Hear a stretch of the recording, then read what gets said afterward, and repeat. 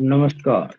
YouTube channel maths era and civil engineering by RP Vyas एवं Teachment app की ओर से मैं आरपी व्यास यानी राजेंद्र भैया ji diploma third year fifth semester civil branch के उन सभी स्टूडेंट्स का हार्दिक स्वागत एवं अभिनंदन करता हूं जिनको सब्जेक्ट कोड CE 5001 के अंदर जो कि design of steel and RCC structures है, इसमें डबली रीइंफोर्स्ड बीम के बारे में पढ़ना है। आरसीसी बीम्स का जो चैप्टर है या जो यूनिट है वो आपके सिलेबस में नंबर 3 है। उसको मैंने दो भागों में बांटा है, 3A और 3B। 3A मैंने लिया है सिंगली रीइंफोर्स्ड बीम और 3B लिया है डबली रीइंफोर्स्ड बीम। तो आज ये डबली रीइंफोर्स्ड बीम का पहला वीडियो है, तो पेज नंबर 1 लगाया मैंने इस पे। मेरे ख्याल से कुल 7-8 वीडियो के अंदर ये अपना पूरा हो जाएगा। थ्योरी इसकी मैं आपको एकदम समझाऊंगा, लेकिन जो बेसिक कंसेप्ट हैं वो वही है जो सिंगली में थे। लिमिट स्टेट के संदर्भ में जितनी बात हमने की थी पहले, वो सब इस पे काम आएंगे। इस पे जो थ्योरेटिकल क्वेश्चन बनते हैं, जो कई बार बड़े नंबर भी बन जाते हैं, 8 नंबर के भी आ जाते हैं, कई बार 3 नंबर में आ सकते हैं। इसमें कुछ ऑब्जेक्टिव क्वेश्चन भी बन सकते हैं, वो मैंने इस वीडियो में लिए हैं। सबसे पहले तो जो मैंने देखा है आपके पेपर्स के अंदर, वो कभी पूछा गया कि भाई डबली रीइंफोर्स्ड बीम पर संक्षिप्त टिप्पणी लिखिए, write a short note on doubly reinforced beam, है ना, शॉर्ट नोट्स। ये आपको पूछा गया है 2 बार। एक तो अभी लेटेस्ट जो पेपर आया 2022 में वार्षिक पद्धति में, उसमें क्वेश्चन नंबर पहले का पहला मैंने जो आपको पीडीएफ भेजी है क्वेश्चन बैंक की, उसमें एग्जाम के पेपर से उसमें पेज नंबर 1 पर है। और उसके पहले 2017 में पूछा गया था क्वेश्चन पहले का दूसरा, ये पीडीएफ के पेज नंबर 40 पर है। ये लिखा हुआ है write short note on doubly reinforced beam. अब जब ये क्वेश्चन पूछते हैं तो आपके शॉर्ट नोट पूछेंगे तो 3 नंबर से कम तो आएगा नहीं।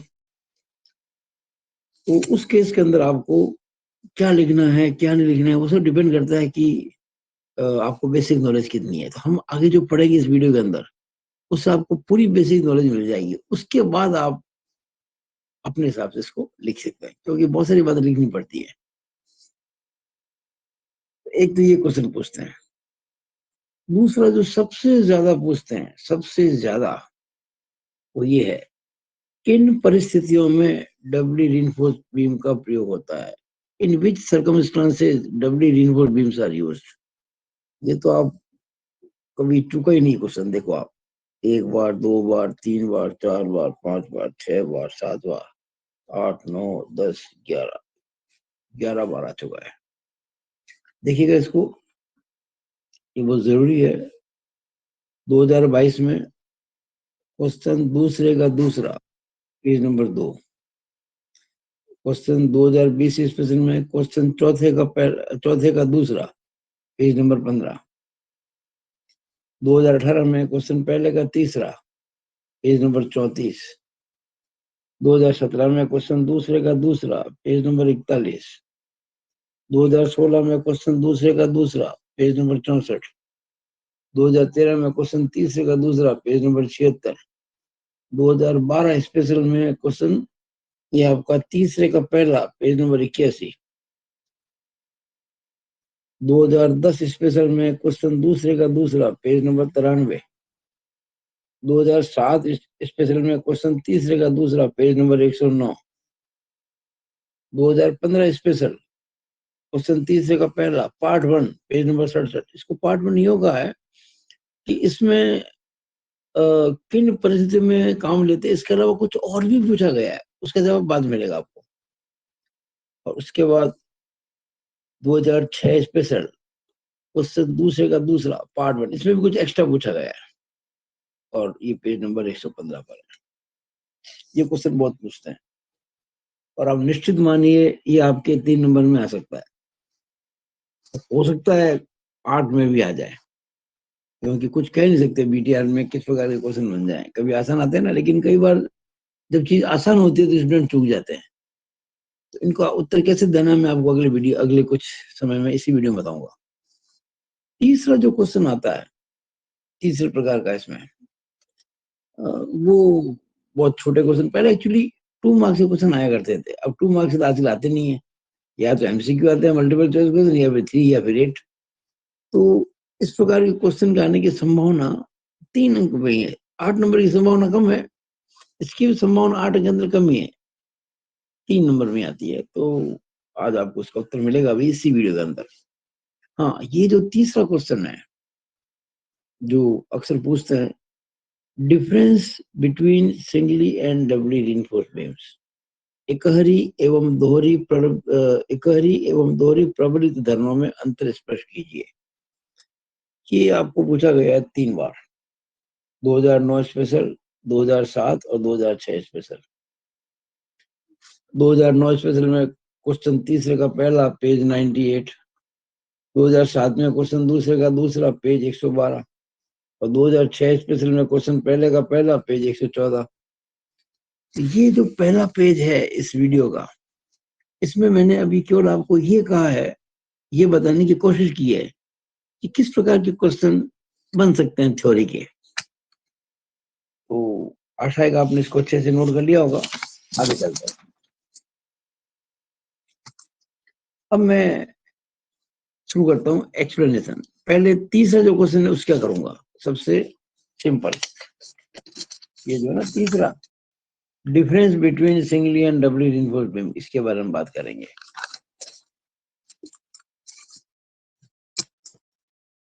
देखिए, इसके बारे में वैसे तो मैं, अगर आपको याद हो तो सिंगली रीइंफोर्स्ड बीम के अंदर जो पहला मेरा वीडियो था, पहला वीडियो जिसमें मैंने परिचय दिया था, कुछ इंट्रोडक्शन ऑफ आरसीसी, उसमें शॉर्ट में बता दिया था आपको, लेकिन यहाँ मैं डिटेल में बताऊंगा आपको। देखिए, आपको पता है कि जब बीम पे लोडिंग आती है, बीम में बेंडिंग होती है, और उसमें आती है न्यूट्रल एक्सिस, और न्यूट्रल एक्सिस के एक तरफ का एरिया कंप्रेशन में, एक तरफ का एरिया टेंशन में होता है। सिंपली सपोर्टेड बीम जो होती है, मैं ये मान के चल रहा हूँ फॉर सिंपली सपोर्टेड बीम, मैं सिंपली सपोर्टेड बीम के लिए फिगर बनाया मैंने। तो सिंपली सपोर्टेड बीम में न्यूट्रल एक्सिस के नीचे होता है टेंशन और ऊपर होता है कंप्रेशन। अब सिंगली रीइंफोर्स्ड बीम यानी कि इकहरी प्रबलित धरण, उसमें जो रीइंफोर्समेंट होता है, रीइंफोर्समेंट को कहते हैं हिंदी में प्रबलन, या आप कह सकते हो लोहे की छड़ें, स्टील की bars. In singly reinforced beams reinforcement is provided only in tension zone, यानी कि बीम के टेंशन जोन में ही स्टील लगाया जाता है। जैसे कि मैंने इसको बताया, ये बीम का कोई क्रॉस सेक्शन है, न्यूट्रल एक्सिस के नीचे टेंशन जोन में ये मैंने एस्ट लगा दिया। ये मैंने जो एक छोटा सा रेक्टेंगल बना दिया काला सा, ये कोई जरूरी नहीं कि, ये केवल शो करता है या स्टील लगा हुआ है। अब 2 रॉड है कि 4 है कि 5 है, वो इसमें नहीं पता पड़ेगी आपको।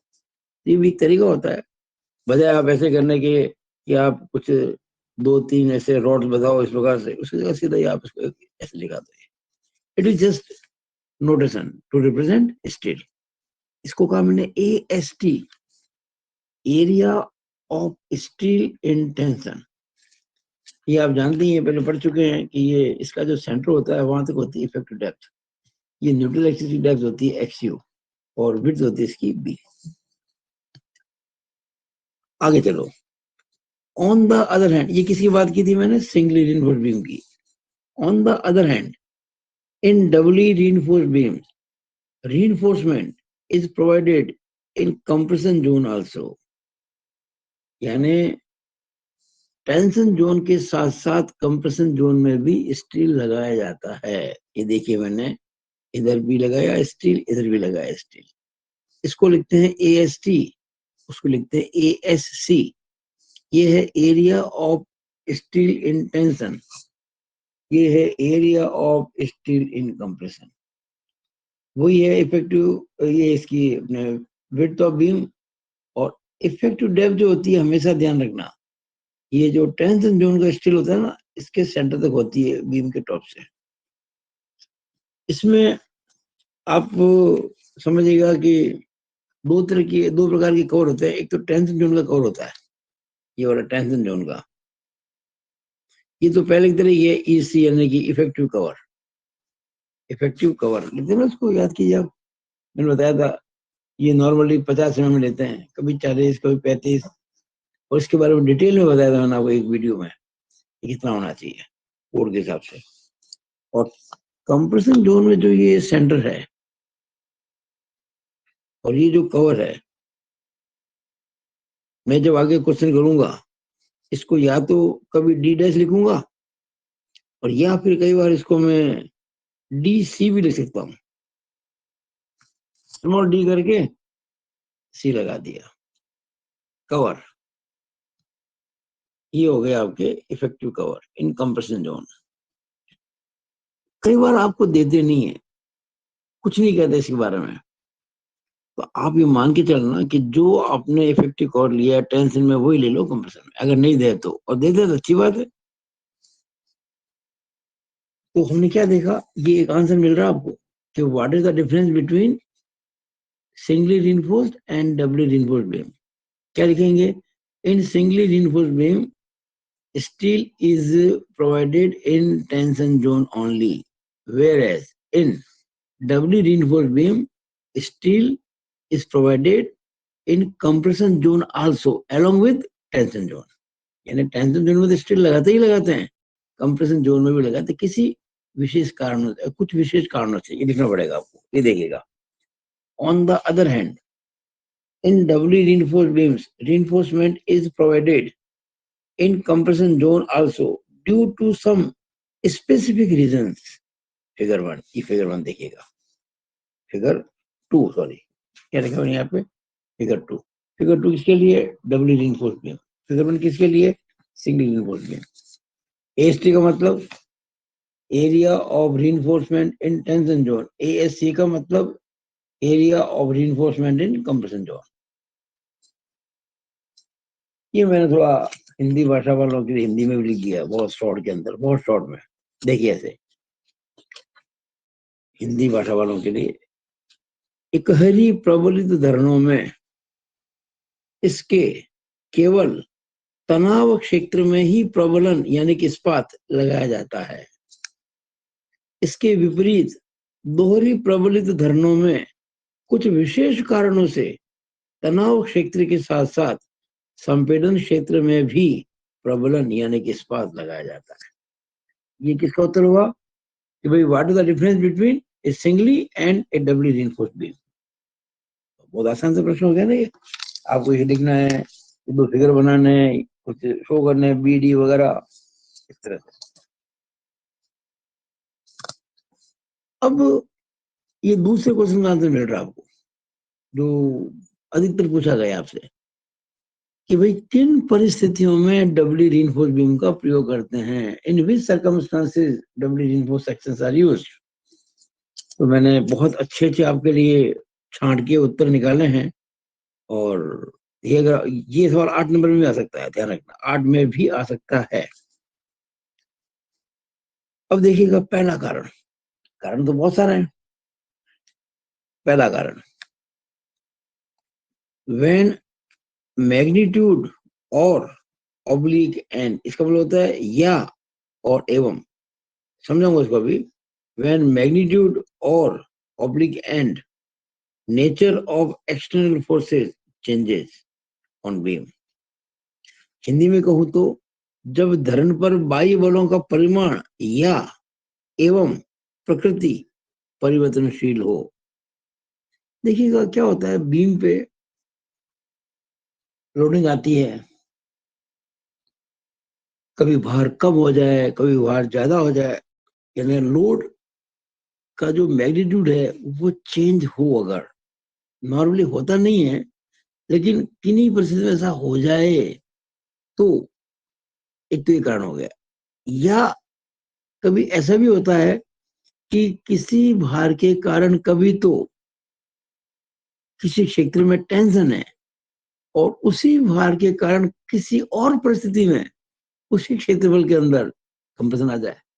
यानी कि ये जो नेचर ऑफ स्ट्रेस है वो भी चेंज हो जाए, कभी टेंशन कभी कंप्रेशन एक ही जोन के अंदर। जैसे Na के नीचे कभी टेंशन है तो कभी कंप्रेशन है, Na के ऊपर कभी कंप्रेशन है कभी टेंशन है। यानी कि दो चीजें में से कोई एक बदले या दोनों बदले, इसलिए लिखा मैंने यहाँ पे और एंड। यानी कि क्या लिखा मैंने, when magnitude and nature of action force, यानी कि जो बाई बल होते हैं बीम के ऊपर उनका परिमाण बदले या उसकी प्रकृति बदले या दोनों ही बदले। यानी उसकी बल का मान, भारों का मान और उसकी प्रकृति में से कोई एक बदले अथवा दोनों ही बदले, तो उन परिस्थितियों के अंदर डबली रीइंफोर्स्ड बीम सुरक्षित रहती है। तो मैंने हिंदी में लिखा हुआ, जब धरण पर बाह्य बलों का परिमाण अथवा या एवं प्रकृति परिवर्तनशील हो। अच्छा, कंक्रीट पाइप जो होती है वो इस प्रकार के केसेस के अंदर उपयुक्त होती है, हम उसको डबली यूज करें कंक्रीट पाइल्स के अंदर। दूसरा, व्हेन लोडिंग इज एसेंट्रिक, जब भार उत्केंद्रित हो। हम हमेशा नॉर्मली एक्सियली लोडेड के लिए समझते हैं, लेकिन अगर कभी नॉर्मली क्या होता है कि लोडिंग को माना जाता है एक्सियल, लेकिन कभी ऐसा हो जाए कि लोडिंग हो जाए एसेंट्रिक यानी कि उत्केंद्रित, उस केस के अंदर एक्स्ट्रा मोमेंट डेवलप हो जाता है और उस मोमेंट को झेलने के लिए हमको डबल रीइंफोर्समेंट बनानी पड़ती है। तीसरा, when subjected to accidental lateral loads, shocks, impacts, etc. यहाँ एक्सीडेंटल का मतलब वो नहीं है जो दुर्घटना वाला एक्सीडेंट। यहाँ एक्सीडेंटल का मतलब होता है सडनली या अचानक। when subjected to accidental lateral loads, यानी कि पार्श्व भार, वर्टिकली नहीं, साइड से जो आता है लेटरल, या शॉक लग जाए, झटके लग जाए या इम्पैक्ट लग जाए, इस प्रकार से। यानी क्या लिखा मैंने, जब आकस्मिक पार्श्व भार या झटके, आघात इत्यादि लगते हों, ऐसी परिस्थिति के अंदर भी आपको डबली रीइंफोर्स बीम को काम में लेना चाहिए।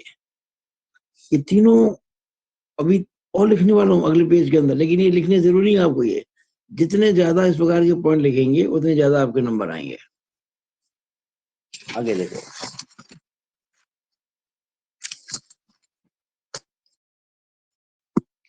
चौथा, व्हेन बीम डायमेंशंस आर जो रेस्ट्रिक्टेड, मेरे हिसाब से इस पॉइंट को नंबर 1 पे लिखना चाहिए। आप एक बात करना, मैंने जिस नंबर 1 पे लिखा था ना, उसको थोड़ा चेंज कर दो आप, इस पॉइंट को नंबर 1 पर, ये सबसे इंपॉर्टेंट है ये। When beam dimensions are restricted, जब धरण की विमाएं प्रतिबंधित हो। भाई ये फिक्स कर दिया आपने कि बीम की डेप्थ 500 mm से ज्यादा नहीं हो सकती। अब 500 mm से ज्यादा हो नहीं सकती, लोड आ गया बहुत ज्यादा, और आप अगर सिंगली रीइंफोर्स्ड बीम काम लो तो 700 या 600 या 650 ऐसा कुछ चाहिए, लेकिन आपके पास तो 500 ही है अवेलेबल डेप्थ, तो आपको डबली रीइंफोर्स्ड बीम करनी ही पड़ेगी। आप समझिए ना, ये बहुत इंपॉर्टेंट पॉइंट है। When beam dimensions are restricted, आपको रेस्ट्रिक्शन दे दिया, रेस्ट्रिक्शन दे दिया आपको, डायमेंशन उसके रेस्ट्रिक्टेड है, प्रतिबंधित है, इससे ज्यादा नहीं हो सकते। उस केस में आपको कोई चारा नहीं है कि आप डबल रीइंफोर्स्ड बीम काम में लें। अगला, व्हेन बीम इज कंटिन्यूअस, देखिए सतत धरना आपके वैसे पाठ्यक्रम में नहीं है, लेकिन याद रखना आपको, अगर बीम कंटिन्यूअस है तो उस केस में बहुत अच्छा होता है कि आप डबली रीइंफोर्स्ड बीम काम में लें। क्योंकि उस केस में क्या होता है कि वो नेचर ऑफ जो होती है ना स्ट्रेस, वो चेंज होती रहती है। पर एक ये, वो क्या है, देखिए आप, to reduce deflection and increase the rotational capacity. कई बार कुछ ऐसे स्ट्रक्चर बनते हैं जहाँ रोटेशन होता है, और रोटेशनल जो कैपेसिटी होती है, घूर्णन क्षमता बोलते हैं हिंदी में, घूर्णन क्षमता, उसको बढ़ाना हो, तो आप जानते हैं कि स्टील की जो यील्डिंग पावर होती है वो ज्यादा होती है, कंक्रीट की तो नगण्य होती है। तो क्या लिखेंगे, टू रिड्यूस डिफ्लेक्शन, मतलब कि विक्षेपों के मान कम करने और घूर्णन क्षमता बढ़ाने हेतु फिर डबली रिइंफोर्स्ड बीम काम में लेते हैं। आपको मैंने ये 6 पॉइंट बता दिए हैं, आप जितने याद रख सकें अच्छी बात है। अगला, ये क्वेश्चन अभी पूछा तो नहीं गया है, लेकिन मेरे ख्याल से एक बार ये मल्टीपल चॉइस क्वेश्चन आया हुआ है, एमसीक्यू आया है एमसीक्यू में, तो वो मैं आपको समझा देता हूँ आंसर अभी इसका। doubly reinforced beams are less economical as compared to singly reinforced beams, यानी कि दोहरी प्रबलित धरने एकहरी प्रबलित धरनों की अपेक्षा कम मितव्ययी होती है, यानी कम सस्ती होती है, या आप कह दो इनडायरेक्टली महंगी होती है, ये हमको बहुत कॉस्टली पड़ती है as compare to singly reinforced beam। क्यों, व्हाट इज द रीजन? तो कई सारे होते हैं, लेकिन सबसे मुख्य कारण क्या है इसके अंदर, जो ऑब्जेक्टिव में आएगा एक बार, तो कारण में लिख दिया यहाँ पे, इसको याद रख लेना आप। देखिए, compression steel is not stressed to its full strength. हालांकि हमने कंप्रेशन जोन में स्टील तो लगाया है कुछ कारणों से, लेकिन वो कारण हमेशा तो नहीं होंगे भाई। 100 में से 2-4 दिन आया या 2-4% आया, कभी हो सकता ना भी आवे, वो नॉट नॉट पॉसिबल, पर हमको तो सेफ्टी के हिसाब से लगाना पड़ा ना। तो हम क्या कह सकते हैं कि compression steel is not stressed to its full strength. In other words, compression steel is not fully utilised. आप कंप्रेशन स्टील को पूरी तरह से उसकी क्षमता के अनुरूप प्रयोग में नहीं ला पा रहे हो, और जब कोई चीज आपने खरीद तो ली, काम में ले ली, लेकिन उसका उपयोग उस हिसाब से नहीं हो रहा है, वो आइडल है, इसका मतलब महंगा पड़ रहा है। हमने बहुत महंगी चीजें खरीद के अपने पास रख ली, उसका उपयोग नहीं हो रहा है, नेचुरली वो महंगी होगी ना, लेकिन सेफ्टी के हिसाब रखना पड़ा हमको, वो चीज इसमें ध्यान रखना। ये क्वेश्चन पूछ सकते, ध्यान रखना। तो कारण क्या है इसका, कंप्रेशन स्टील जो होती है उसके अंदर जो स्ट्रेस होती है वो कभी भी फुल स्ट्रेंथ तक नहीं पहुंचती है। इन other words, compression steel is not fully utilized, and we know that steel is very much costly as compared to concrete।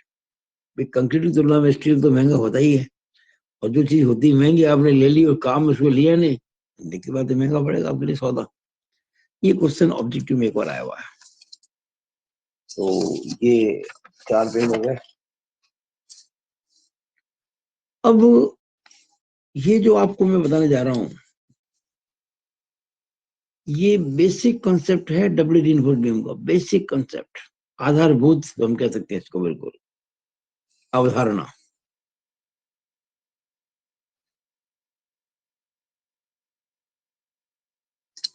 यानी जब कभी आपसे कहा जाता ना right a short note on double reinforced beam, तो आप जब सब कुछ जानते हैं इस बीम के बारे में, यानी डबल रिइंफोर्स्ड बीम के बारे में, तो उसको कुछ शब्दों में लिखना कोई बड़ी बात नहीं होती है, तो आप लिख सकते हैं, लेकिन सब बातें पता होने पर।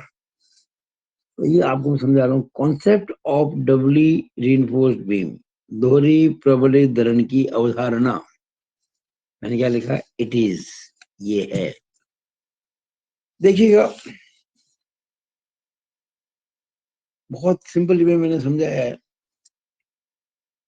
कि डबली रिइंफोर्स्ड बीम को आप 2 अलग अलग बीम के जोड़ के रूप में समझ सकते हो। यानी आप डबली रिइंफोर्स्ड बीम को समझ सकते हैं एक ऐसी जोड़ जो सिंगली रिइंफोर्स्ड है, और हम कह सकते हैं कि वो बिल्कुल बैलेंस सेक्शन वाली है। ये देखिएगा, singly reinforced beam with balance section. Singly यानी कि उसमें टेंशन जोन में ही स्टील लगाया गया है, संतुलित खंड है। प्लस यानी एक सिंगली रिइंफोर्स्ड बीम में प्लस उसी डायमेंशन की, उसमें क्या किया, beam with additional tensile and compression steel. यानी एक तो है सिंगली रिइंफोर्स्ड बीम, यानी जिसके टेंशन जोन में ही स्टील है, और दूसरा कंप्रेशन और टेंशन दोनों जोन में स्टील लगा हुआ, उनको तो मिक्स कर देंगे तो बन जाएगा डबल रिइंफोर्स्ड बीम। ये समझने की कोशिश कीजिए आप। ये मैंने फिगर बनाया है डब्ल्यू रीइंफोर्स बीम का। इसमें ऊपर देखो 3 रॉड लगाई मैंने कंप्रेशन जोन में, नीचे मैंने 5 बार्स लगाई है टेंशन जोन में, सॉरी हाँ 5 ही है। इसको कहा जाता है AST, area of steel in tension. इसे कहते हैं ASC, area of steel in compression. ये विड्थ है, ये इसके सेंट्रल लाइन तक इसकी इफेक्टिव डेप्थ है, ये इफेक्टिव कवर है, वो effective cover in compression zone है जिसको मैंने D डैश या DC कहा था। ये डबली रीइंफोर्स्ड बीम है। It is equal to this plus this. मैंने क्या किया, ये माना ये जो डबली रीइंफोर्स्ड बीम है ये 2 भागों में बटी हुई है। पहला भाग ये देखिए, मैंने जिसको मैंने यहाँ से यहाँ फिर बनाया, ये तो है बीम का क्रॉस सेक्शन, ये बीम का स्ट्रेस डायग्राम। ये क्या शो करता है, सिंगली रीइंफोर्स्ड बीम, यानी ये न्यूट्रल एक्सिस और कंप्रेशन जोन में कोई स्टील नहीं है, ये कंक्रीट है केवल, नीचे हमने स्टील लगाया। लेकिन ये जो स्टील है ये जितना एक्चुअल में लगा हुआ डबली के अंदर उतना नहीं, उससे कम है। इसको मैंने AST1 कहा है, remember it is not AST तो डबली के अंदर, और इसके 2 भाग हो गए, AST1 और उधर जाएगा AST2। ये area of steel in tension zone, ये मानते हुए ये बैलेंस सेक्शन है और सिंगली रीइंफोर्स, इधर कंप्रेशन में कोई स्टील नहीं है। और आप सिंगली रीइंफोर्स में अच्छे से पढ़ चुके हो पिछले यूनिट 3A के अंदर। ये विड्थ, ये ओवरऑल डेप्थ, ये इफेक्ट डेप्थ, ये डायग्राम सब आपको मैंने बता दिया था, समझा दिया था। ये आपको याद होगा, ये 0.446 FCK होता है। और ये जो कंप्रेसिव फोर्स लगता है इसके अंदर, ऊपर से 0.42 x³ पे लगता है। x³ की डेप्थ ऑफ न्यूट्रल एक्सिस है, और जो टेंशन फोर्स है वो 0.87 F5 stress into area AST1। ये टेंसाइल फोर्स हो गया। कंप्रेसिव फोर्स और टेंसाइल फोर्स के बीच में होता है लीवर आर्म। तो ये हो गया डबली रीइंफोर्स्ड बीम का एक part, singly reinforced beam with balance section plus. अब देखिएगा, आप एक बात नोट करना, कंप्रेशन में कितने स्टील रॉड लगी हुई है, 3 है ना, 1 2 3। यहाँ तो एक भी नहीं है, पर यहाँ 3 हो गए। समझ गए आप क्यों यहाँ क्यों नहीं है, क्योंकि सिंगली माना हुआ है, इसमें स्टील कंप्रेशन नहीं होता है। और टेंशन जोन में कितने स्टील के सरिये लगाए मैंने, 5, 1 2 3 4 5। उसमें से 3 तो संतुलित किए हैं, बचे कितने, 2 यहाँ लगा दिए। यानी आप इन दोनों को जोड़ दोगे, अगर इन दोनों को ऐड कर दोगे तो ये 3 + 0 यानी कि 3, और 2 + 3 यानी कि 5, यूं समझिए आप। बाकी सब कुछ वही है। और ये केवल और केवल जो एक्स्ट्रा स्टील लगाया आपने, ASC और AST2 है, ध्यान रखना। ये AST2 है, वो AST1 था। अगर AST1 + AST2 कर दो तो AST आ जाएगा। लिखा हुआ नहीं यहाँ पे, लिखा नहीं है यहाँ, ये लिखा हुआ ये सेक्शन जो है ना, इस सेक्शन प्लस इस सेक्शन की जोड़ के बराबर है। लिख देता हूँ, AST जो है वो AST1 + AST2 होता है। इसको आप याद रखना अच्छे से। तो मुझे पूरी आशा है कि आपको डबली रीइंफोर्स्ड बीम का जो कॉन्सेप्ट है वो क्लियर हो गया होगा। अब type of problems, doubly reinforced beam में किस किस प्रकार के सवाल बनते हैं आपके एग्जाम पॉइंट ऑफ व्यू से। वैसे तो 3 प्रकार के सवाल हैं, पर ये टाइप 3 कभी आज तक तो पूछी नहीं गई है। टिल टुडे अब तक मैंने नहीं देखा सवाल कोई, क्योंकि कंप्लीट डिजाइन का मतलब होता है विड्थ आपको तय करना, विड्थ और डेप्थ भी आपको तय करना है। तो हमको ही तय करना है ना।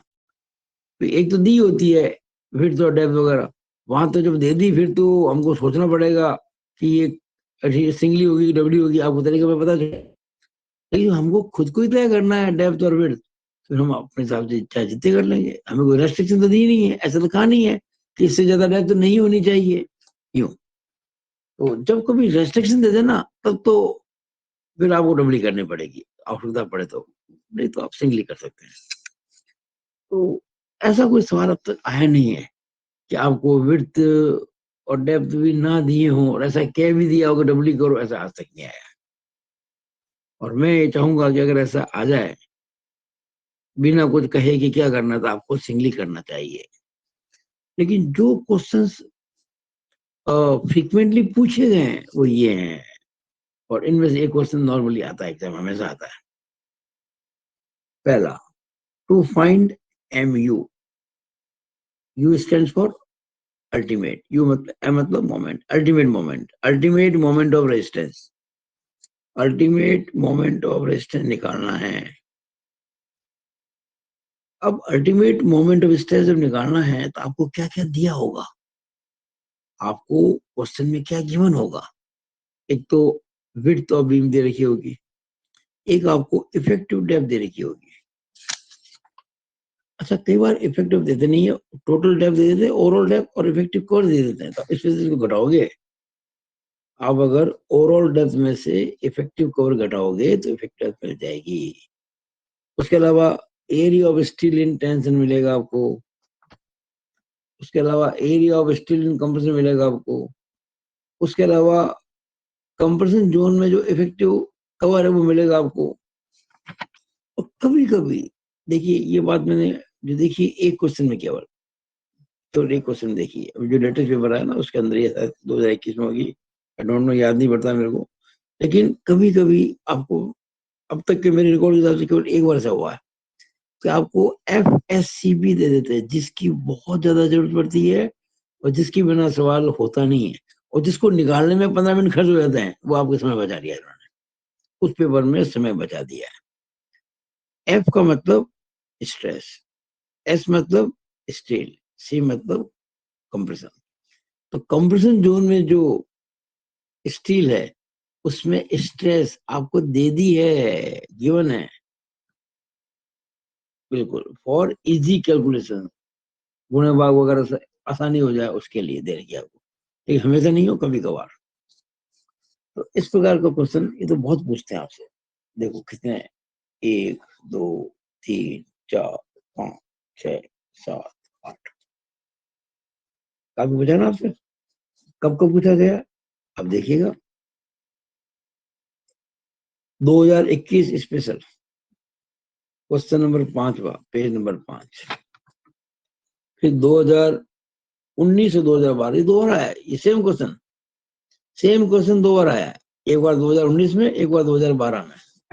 2019 में क्वेश्चन नंबर 4 है पेज नंबर 30 पर, क्वेश्चन नंबर 4 पेज नंबर 30, और 2012 में क्वेश्चन नंबर 5 पेज नंबर 80। फिर 2015 स्पेशल, क्वेश्चन नंबर 30 का दूसरा, पेज नंबर 67। फिर 2014 क्वेश्चन नंबर 8 का पहला, पेज नंबर 74। फिर 2013 क्वेश्चन नंबर दूसरे का दूसरा, पेज नंबर 79 यानी 79। फिर 2009 क्वेश्चन नंबर तीसरे का पहला, पेज नंबर 101। फिर 2007 स्पेशल, क्वेश्चन नंबर तीसरे का पहला, पेज नंबर 109। और फिर 2004 क्वेश्चन नंबर तीसरे का पहला, पेज नंबर 128। ये सब आपको दिए हुए हैं।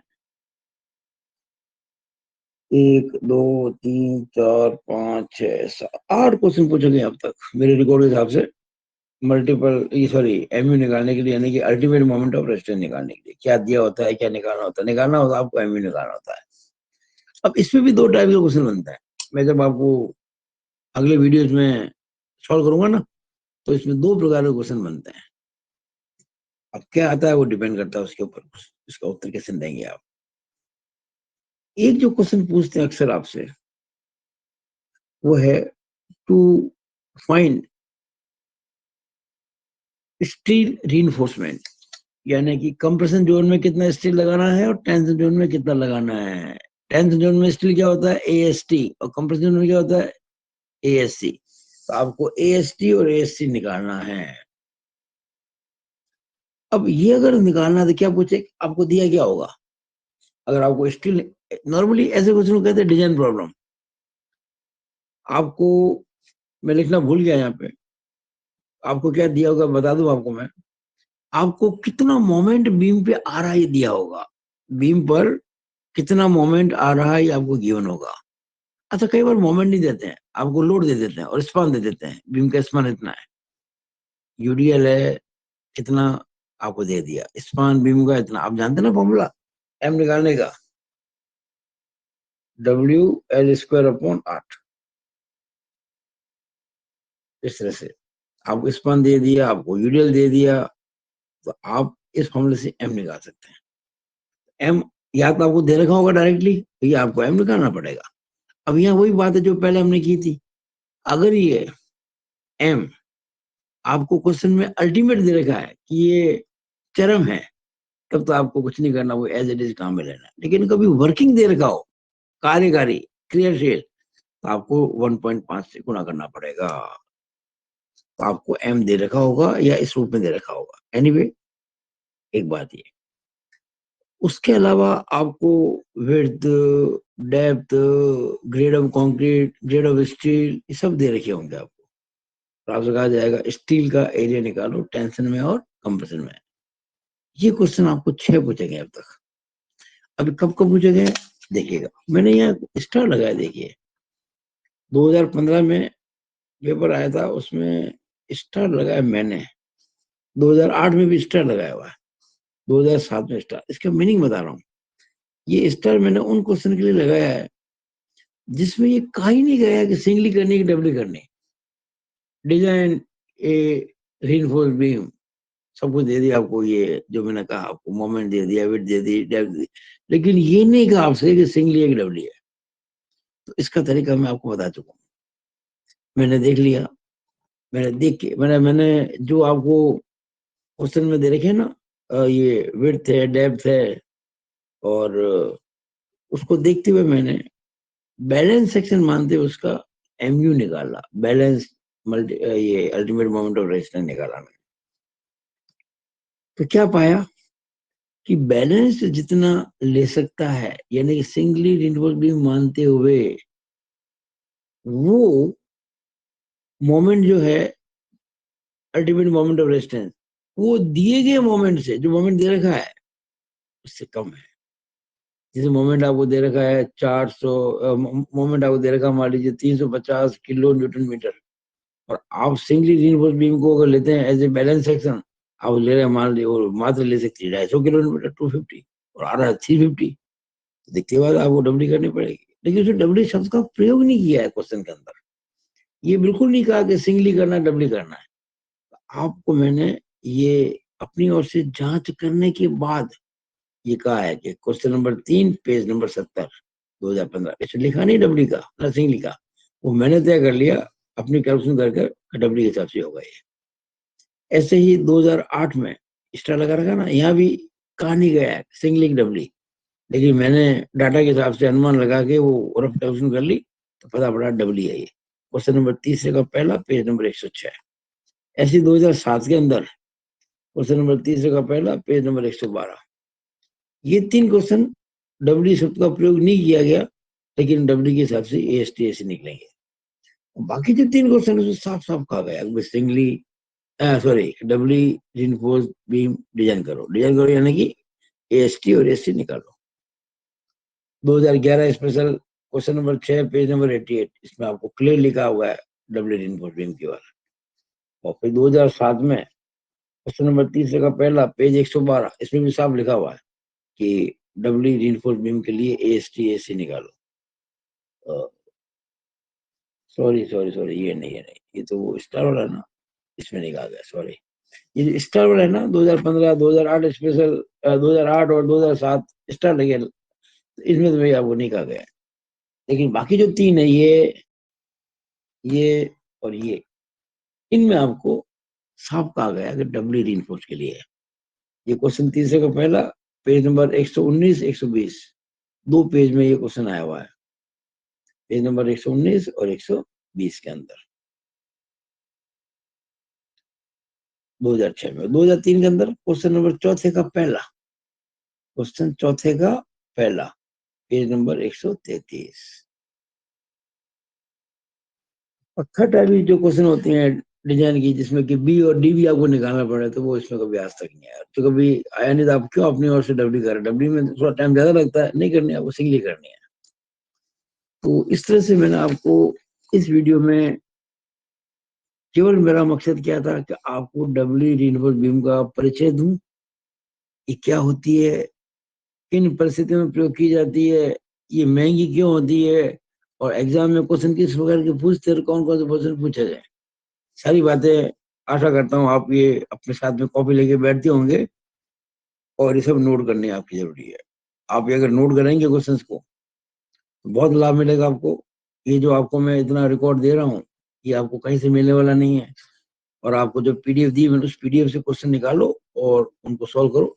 एक एक क्वेश्चन हर प्रकार का मैं आपको कराऊंगा आने वाले वीडियोस के अंदर। इसी के साथ मैं अपनी बात को समाप्त करता हूँ। It is all about this video. Thank you.